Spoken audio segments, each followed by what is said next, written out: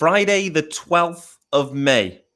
Eury Perez Day, Eury Perez debut day. Daniel DeVivo in the house on today's Locked On Marlins, looking ahead to what is potentially historic debut for the Miami Marlins. You are Locked On Marlins, your daily podcast on the Miami Marlins. Part of the Locked On Podcast Network, your team every day.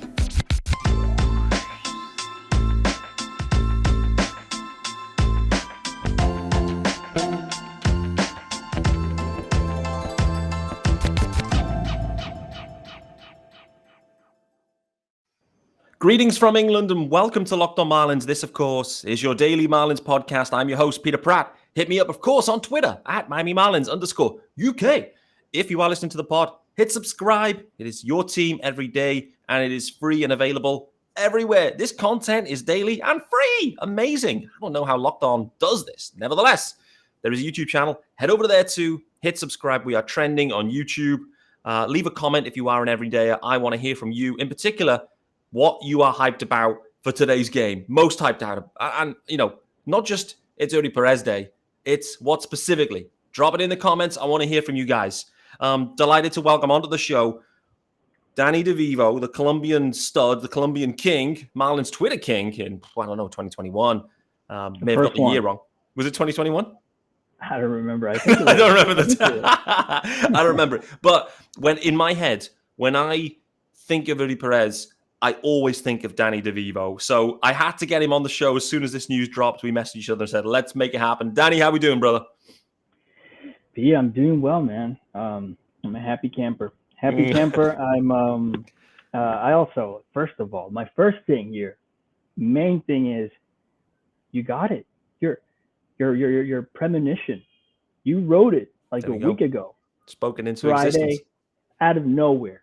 Out of nowhere. Like we had like Craig saying a few things, he didn't even know either. He just was kind of hearing.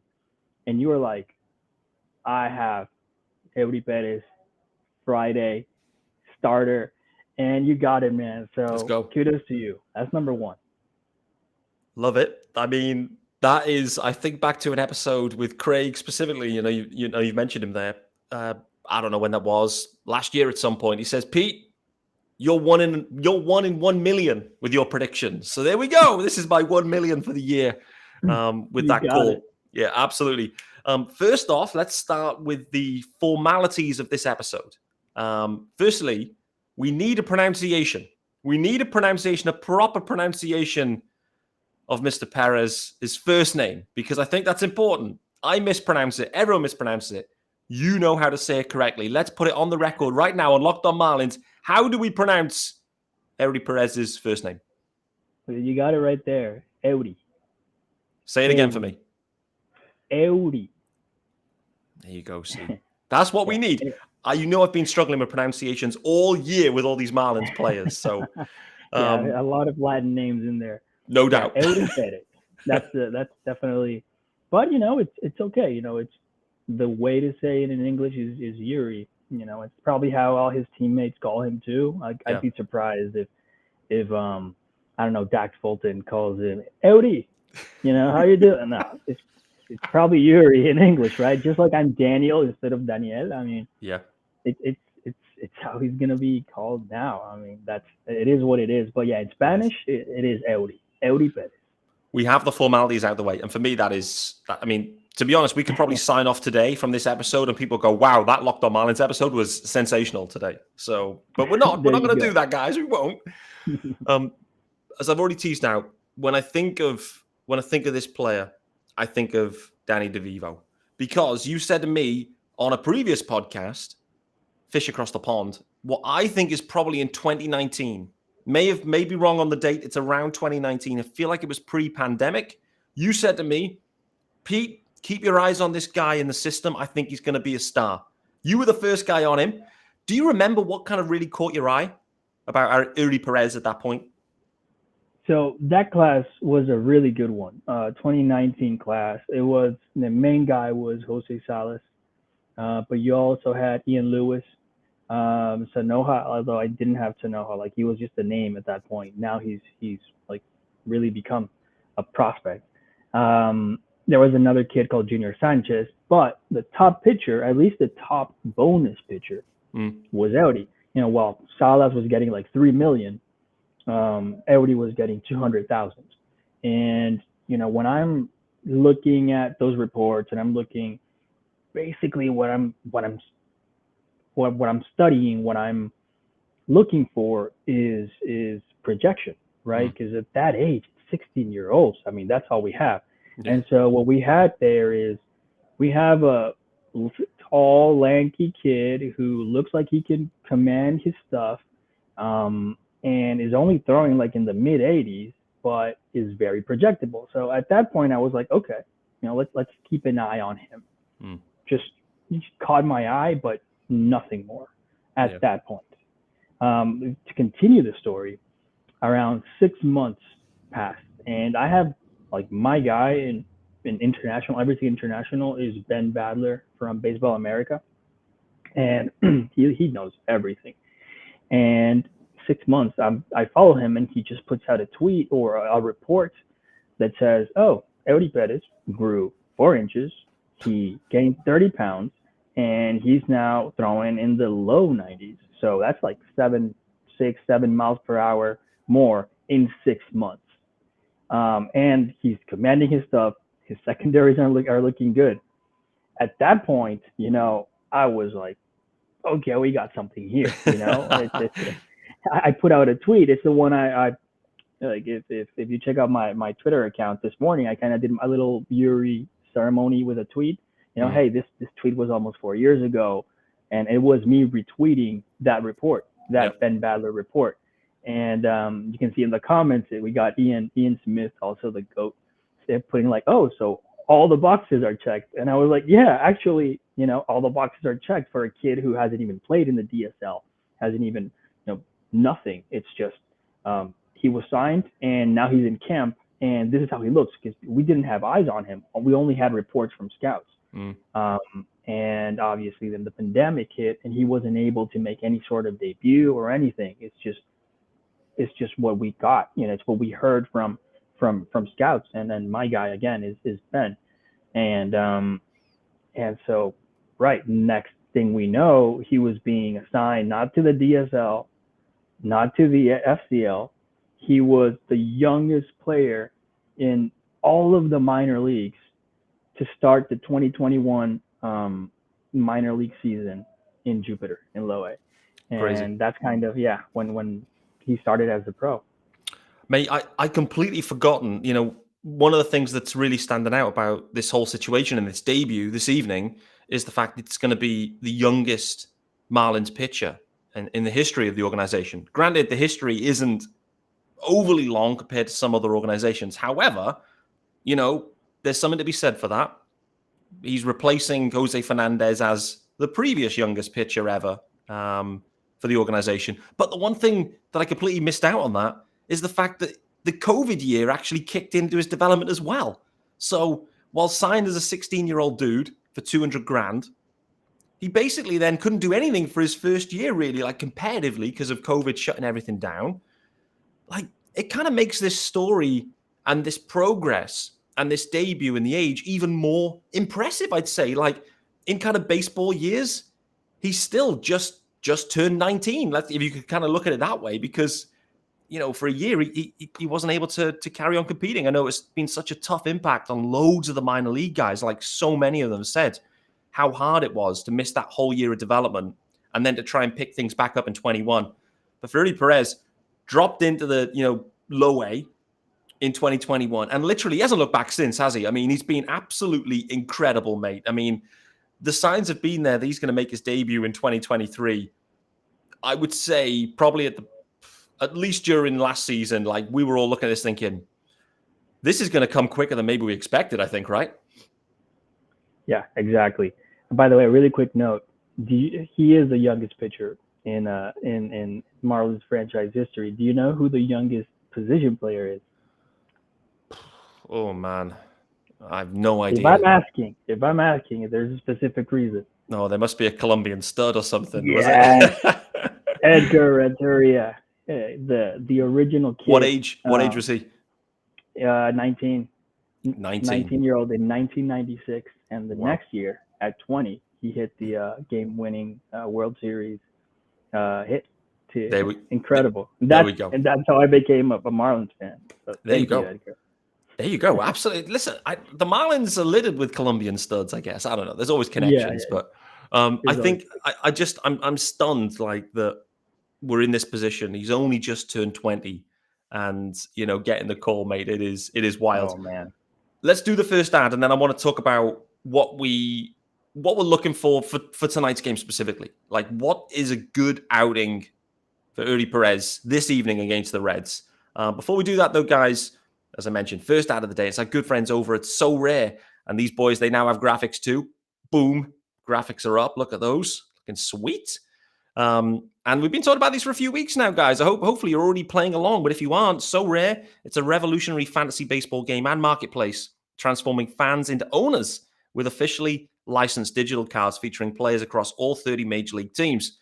Unlike other fantasy baseball platforms, Sorare managers truly own their fantasy experience, collecting, buying, selling, and competing with player cards against global opponents, yes sir, Colombian and British, perhaps, to win epic rewards. Win or lose, you still own your cards, and there's no cost to play. It's free.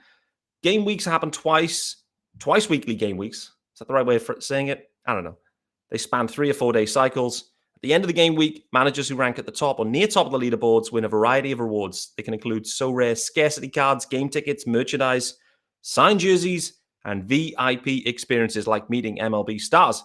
Prizes may vary depending on the competition.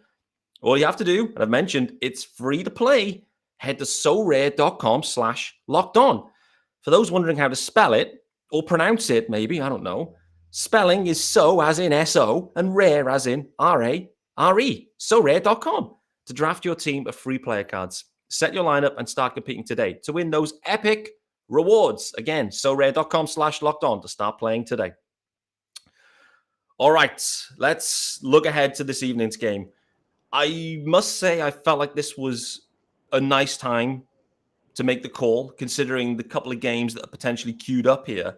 But the reality is Eury Perez has not gone longer than 90 pitches, I don't think, maybe ever, at least in this season. So they've been keeping him, tight on the number of pitches he's thrown. With that being said, what does a good outing look like today for Eury Perez? A good outing for Eury. Okay. I'd say a good outing is completing 5 innings. If he finishes 5 innings, I'd be very surprised. That means he did very well. I mean, I'd be shocked if we let him go over 80 pitches, because we have to keep in mind that, he has never gone over 90 in the minor leagues. Imagine the adrenaline. Yeah. And everything that he's feeling, the tension he's going to put into each pitch, being the first time as a 20-year-old at a major league park. The stadium is not going to be full, but it's not going to be 5,000 people either. It's Friday night. It's a Florida Marlins special, a uniform.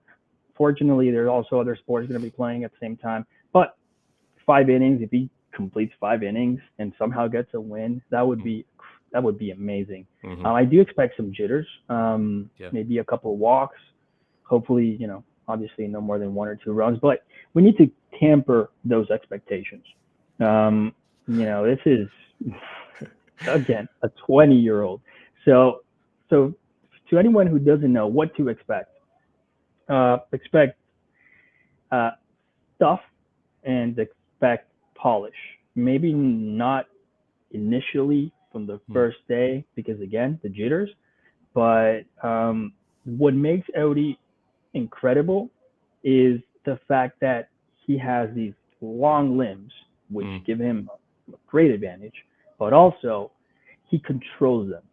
That is a rare thing. Like, you don't get long, lanky 20-year-olds, 21-year-olds, even 22-year-olds with the command and with the polish that Eury has.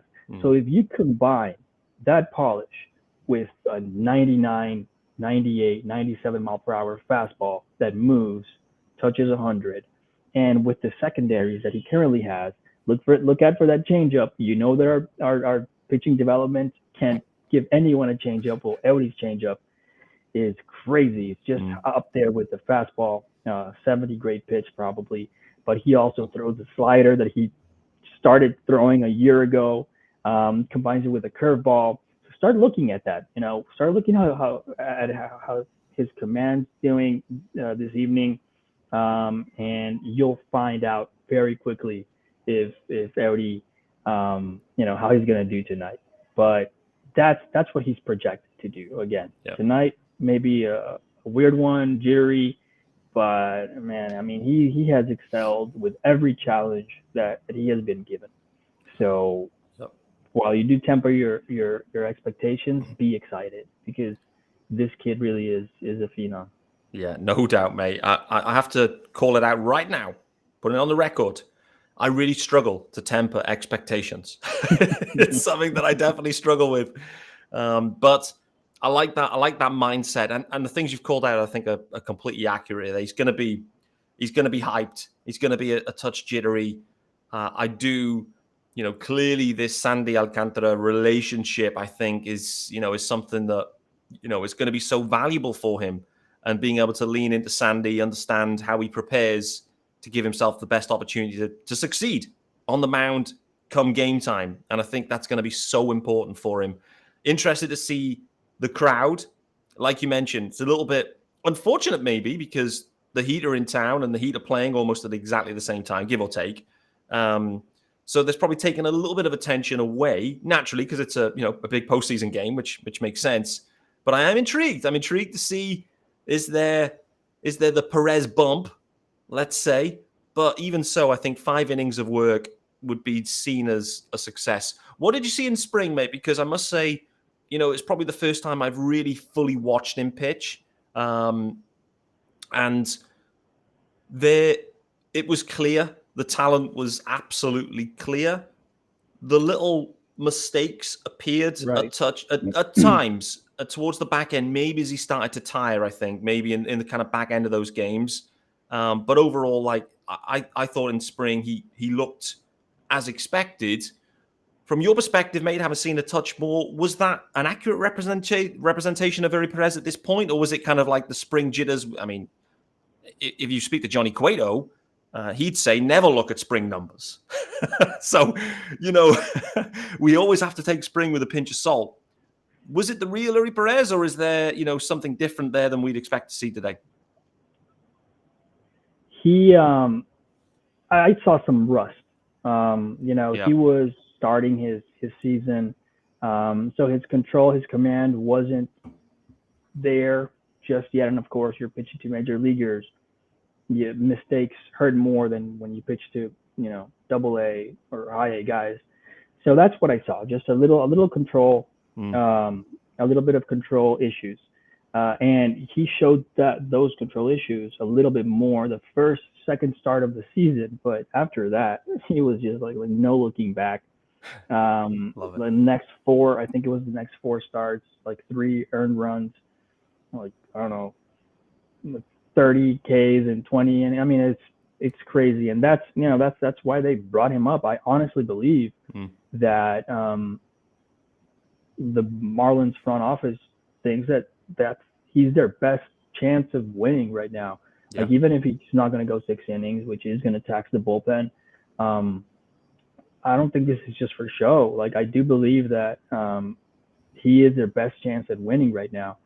And so, yeah, that's why I'm excited about it. It's not a prospect being called up in a lost Marlins season. Absolutely. It's a 19-19 record, and Eury Perez is going to give us a chance to win today.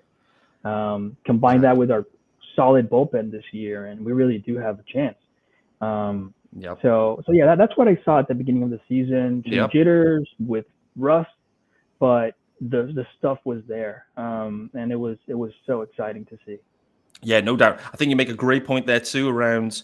For me, this is a win now move situation for the Marlins. Like, they didn't have to do this.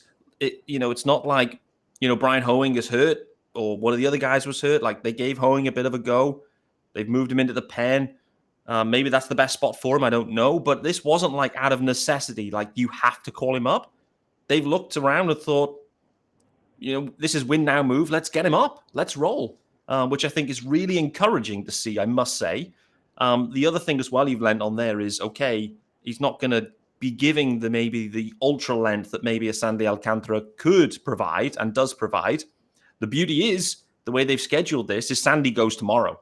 And so, that's the kind of coupled starts, right? Where you have maybe a shorter starter going, but you've got Sandy rolling tomorrow. And if Sandy is Sandy, then he'll give you 7 at a canter and maybe more. And so I think that's, again, why the timing is critical. Looking ahead, though, mate, let's say it goes well today, 5 innings, less than 2 runs. Everyone comes away going, that was successful. The Nats would be on deck for him next time around too. And I think after that, it will be the Rockies when I looked on the road, I must say. So in Coors, so let's hope he's got a bit of, Edward Cabrera in him where Mountain Time makes him come alive or whatever it is. But what do you see? Do you see this being, he's in the rotation now for the foreseeable? Like, I'm not quite clear where we are with Cueto and Trevor Rogers. I know those 2 guys will impact the answer, but I don't think either of those guys are near, to be honest with you right now. And so this feels like he's got a decent opportunity here to grab this rotation spot and pitch his innings this year, primarily at the major league level. What about you? Right. So Trevor, I think, definitely be closer than Cueto. I don't know if Cueto's going to pitch a major league inning again. Man. I have no idea. Like, let's not even get started there. No. But Trevor, we haven't heard much. I don't think he'll be more than a month, maybe, from now. And I guess that's when you need to make a decision. And of course, it depends on Eury's results. Now, I think this was touched on your last podcast, but Eury's never pitched more than 75 innings in a season. So he's not going to pitch 150. He's not going to pitch 180. He'll barely, I'd be surprised if he let him go 130 because now it's high leverage innings. This isn't minor league innings anymore. So they are definitely going to control those innings. In terms of in a month, what happens? It depends on his results, right? Like if he's going to come up and maybe the control isn't there and he's going to walk, they're going to send him down to AAA.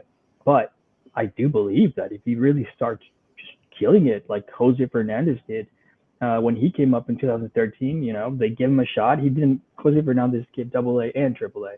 He went from high A to start the season because like 2 injuries, I think to Evaldi and I don't remember who else. They just called him up out of nowhere and he killed it. That was his rookie of the year season.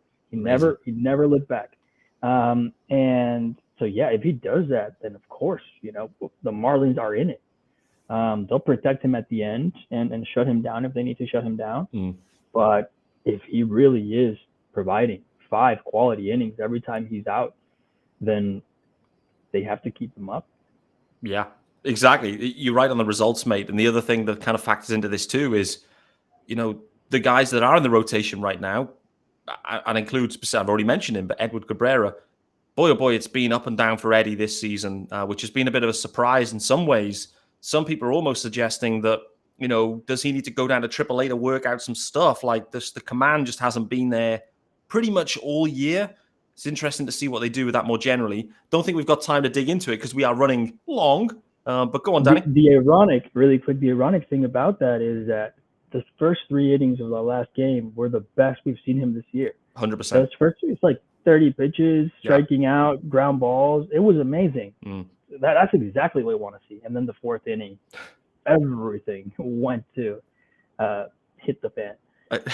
So that's what's weird. Like, what Eddie are we going to get his next time? We have no idea. So always never a dull moment with the Marlins. No, that's true. Let's do the final ad. It's our good friends over at Gametime. And then after that, let's talk about the Marlins just more generally, where they're sitting right now and how you're feeling about them, mate, because we haven't spoken about it directly since the year has started. And, they're a 500 club with Eury Perez now in the rotation. So I'm interested to get your views on this one. But before we do that, it's time to let you know about our good friends over at Gametime. And this one is the right one, guys. This is all about last-minute tickets. And listen, there's a few options or a few teams or a few games happening right now in Miami that you may need this app for. And buying tickets to your favorite events shouldn't be stressful. Gametime is the fast and easy way to buy tickets for all sports, music, comedy, and theater near you. If you can forget planning months in advance, and that's what happens in sports, right? All of a sudden, Eury Perez getting the ball, let's go. Gametime has deals on tickets right up to the day of the event. You can get exclusive flash deals on tickets, football, basketball, baseball, concerts, comedy, theater, and more. The Gametime guarantee means you'll always get the best price. If you find tickets in the same section and row for less, Gametime will credit you 110% of the difference. Can't say fairer than that. All you have to do, download the Gametime app, create an account, and use the code. Listen up now. Use this code LOCKEDONMLB. That gets you $20 off your first purchase. Terms apply. Again, create an account and redeem the code LOCKEDONMLB for $20 off. Download Gametime today. Last minute tickets, lowest price, guaranteed. Okay, Danny, let's wrap it up here, brother. The Marlins 19-19. They're a 500 club, and to be honest with you, it has been a gauntlet of a schedule. They haven't played any team in the bottom 7 in Major League Baseball right now, pretty much to start the year. So they've had no cupcakes. The run differential doesn't look good, but somehow they're 500. How are you feeling about this club right now at this point? It's exciting. Let's go. We have a bullpen. You know, I mean, can you believe that? It's a great bullpen and more coming. JT Chargois is coming, and who do you send down? Nardi has been really good, and he's our long man right now. Yeah. Who literally? I'm thinking who do you send down? Nardi? No. It's a great problem for Skip to have. Yeah. But the team, the lineup, man, is very stressful. We have our top guys. I've been very excited to see GZ make the adjustments. Yeah. Jesus Sanchez. That would be extremely exciting if we can get that bat right, because now we've got a Rise. We know what he is. Jazz is struggling, but you have to believe that he's coming back. He'll find it sooner rather than later. Coop's coming back, and I love that Skip isn't just falling in love with bats that everybody dislikes and just letting them rot. Right? He benched Segura for 2 games. Let's see what happens. Does he come back and is a complete starter again, or is he maybe a platoon now? He's trying things. I really liked what Skip has done, and I think that's one of the things that excites me the most is our manager, our coaching staff. I like his decisions. I like his reasoning for the decisions that he makes. So I have that confidence, that maybe if the hitting isn't going well, he'll work with the bullpen to make sure it works the other way around as well. The pitching I'm comfortable with. I feel like Edward has to find it. He's too good to not find it. He'll always walk, but not like this. And Sandy's finding it too, so that excites me as well. So again, I've used the word several times. It's exciting. We're not accustomed to this as Marlins fans, and we finally have an easy month. And if you're only hearing this and not looking at it, I did air quotes. It's an easy month because you never know. The Reds just pounced on the Mets, right? Yep. So we can only assume. But yeah, if the Marlins start winning a few series here, we'll know that they're for real. No doubt. That is the key point now at this point, mate. You can say whatever you want about people's records and what you're expected to do, etc. But, this series, I think, is a huge series, not just because of the debut that's happening this evening, but, they're facing a team that they are expected to beat. The team that has got 3 righties going in a row. No lefties, and the lefties remain a bit of a challenge in some ways for this lineup. But I think if, with Jesus Sanchez heating up, Arias, Jazz, the guys like a couple of righties on in a row, I think is probably a good thing, particularly Jesus Sanchez, more so than anyone, the most extreme hitter ever in terms of streaks and handedness. So to your point though, Danny, like this is huge. Like if the Marlins can just put some wins and just piece them together and some series wins against teams that they should be beating, then it doesn't just become a nice start and Skip's being good and the bullpen's being good.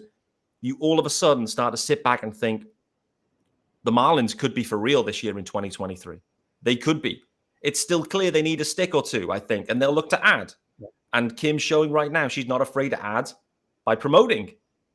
But that is the exciting word and it's the exciting feeling we have as Marlins fans, mate, where we feel like we're in the hunt all of a sudden. And we feel like this isn't a club that's just going to sell everyone under the sun. They're actually going to look to try and, make this a 1-6-2 thing, which is very exciting. Very exciting. That's exactly right. And it's what you're saying. It's really exciting. And it's also what takes what Kenny said in the podcast. It's right now it's a race against the trade deadline. What type of team are we going to be when we get there? And hopefully we're buyers finally, and when we can make use of our prospects. So yeah, that's definitely the idea because we do need sticks, as you said. By the way, also please, I'd appreciate a couple wins of 3 runs by 4 runs. Doesn't have to be by 1 run every single time. The record looks nice, but please, I'd appreciate it. It would be nice. You are right. That's one of the main wrinkles to this early Marlins season, mate. And it's fundamentally down because the bullpen has just been so good.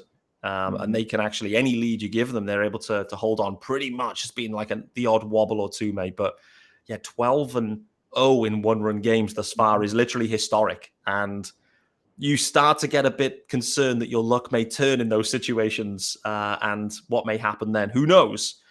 I'm with you. It'd be nice to see the offense start to click. And I do think with Jesus Sanchez, the offense thus far has been Arias and a couple of home runs from Sorare and, a stolen bag or 2 from Jazz. I think just having Jeezy in there delivering, you just feel so differently about this offense where it isn't just 2.5 guys. You've got 4 guys that you feel confident in that can actually do something and win some games. And also, what I have to say over the last week, it's been a real slow start and, he's been hampered by injuries and Joey Wendell. But boy, oh boy, Joey Wendell late in these games, some big knocks for him in some clutch spots. Wouldn't it be great if Joey No Gloves could actually get something going, mate? Because I think that's another thing, right? Just getting these vets going that have proven it before. Let's get them rolling because all of a sudden, then the bottom of the lineup, if that starts producing too, boy, oh boy, this offense looks miles different, right? Absolutely. That's exactly right. And we do need that offense to start responding because we're 29th in runs. I mean, 29th or 30th, I don't even know. But it's like that can happen. Our offense is not amazing, but it's not that bad. No. And let's not forget Sorare and his what he's doing. I've been really excited. Can I give a final thing on Eury? Please. Something that really excites me is him being there every single day with Mel. Yeah. Our king pitching coach Mel, having him there full time. To me that's amazing because Mel's my favorite coach. Anybody who follows me on Twitter knows that I when there was like this debate on is he staying or no, I was like, keep him, do whatever you need. I don't care who's the manager. If the manager comes in and bring his own guy, it'd be the worst mistake in the world. And that's not what Skip did. He completely saw it and saw what he had here. So it's Mel, he has Sandy, and we can say anything we want about Stallings' offense and Stallings' arm, but his receiving, his relationship with pitchers, Eury's going to have that also for the first time, like a really veteran catcher, managing his games. So all that really, makes me want to run through a brick wall right now.